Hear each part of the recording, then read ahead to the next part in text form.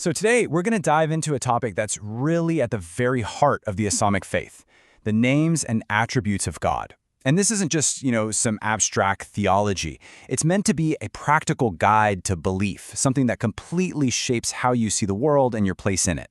Let's get into it. Our starting point is this incredible and probably very familiar statement from the Prophet Muhammad. It promises paradise, the ultimate goal, for those who comprehend 99 of God's names. It's a really powerful motivator, and it's something scholars have been unpacking for centuries. But that right there brings up a huge question, doesn't it? When the tradition uses that word comprehends, does it just mean, memorizing a list of 99 words? Or is it pointing to something way, way deeper? Well, that's exactly what we're here to figure out. Okay, so let's start with the number itself, 99. Why that specific number?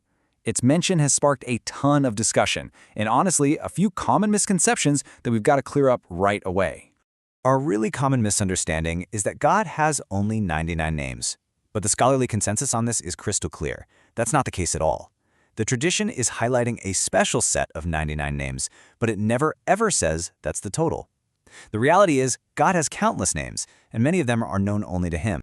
And you can see this so beautifully in a prophetic prayer, where He says, "I ask you by every name that is yours, or that you have preserved in the knowledge of the unseen with you." I mean, that's really explicit proof that God's names are not locked into any single list. Okay, so if we can't just invent names or attributes for God, where does this knowledge actually come from? This brings us to a foundational, non-negotiable principle in Islamic theology. And the principle is actually very simple and very strict. All knowledge about who God is, His names, His attributes, comes exclusively from what He has revealed about Himself. That means we have only two valid sources, the Quran, which is His direct word, and the Sunnah, the authentic traditions of the Prophet. It's a closed circle. Human reason, speculation, philosophy, none of that can be used to invent new names or attributes for God. This quote from Imam Ahmad, one of the great early scholars, just perfectly sums it all up. We do not go beyond the Quran and the Sunnah. It's a really strict methodology, and it's designed to protect the understanding of God from human error and guesswork. So we know where the knowledge comes from. The next logical question is, how are we supposed to understand it? This gets us to the absolute core of the methodology of belief.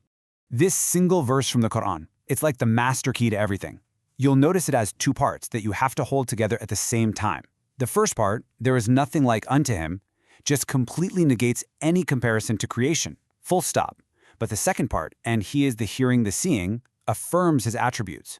You have to do both. Affirm what He says about Himself, while at the very same time negating any likeness to anything we know.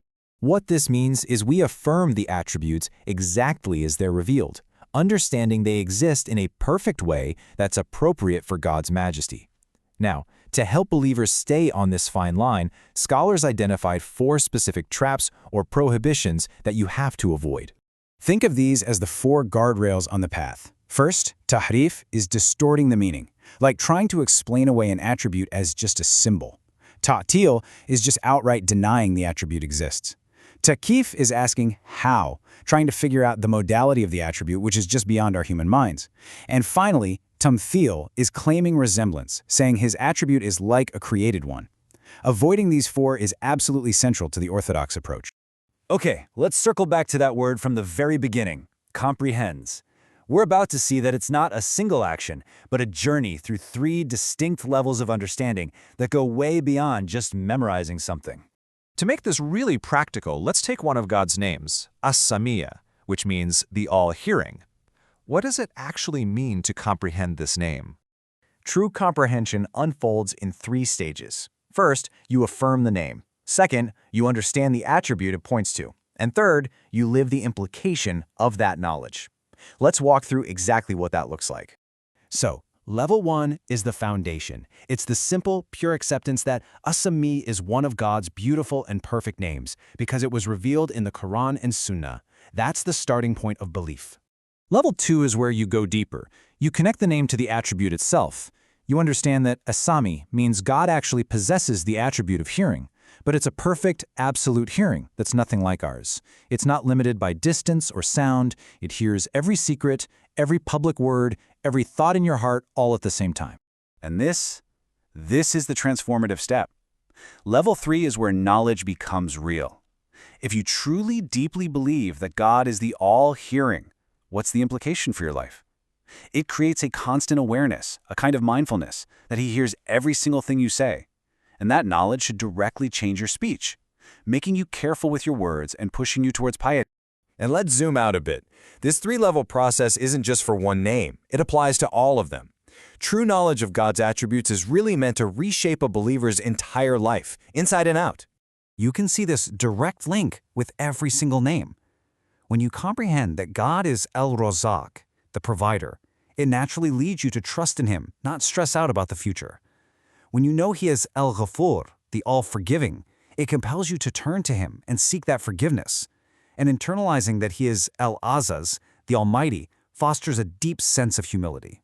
Each name is like a key that unlocks a specific kind of worship and a specific state of the heart. So when you bring all of this together, you can see that understanding God through His names isn't just some side issue in Islam. Not at all. It's presented as the absolute foundation of a person's faith. So why does this matter so much? Because this knowledge is seen as the very root of faith. From it grows true knowledge of God, which then nourishes everything else: certainty, a purified soul, and good actions. This is why it's considered the most noble science you can study, because its subject is God Himself. Ultimately, this entire framework, from the sources and the rules to the levels of comprehension, is designed to be a transformative journey.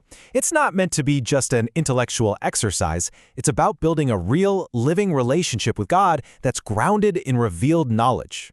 And that leaves us with a final thought to reflect on. You know, in any relationship, the more you truly know about someone, their character, what they're like, the deeper and more real your connection becomes. The same principle applies here. So the final question for all of us is, how does truly knowing the description change the relationship?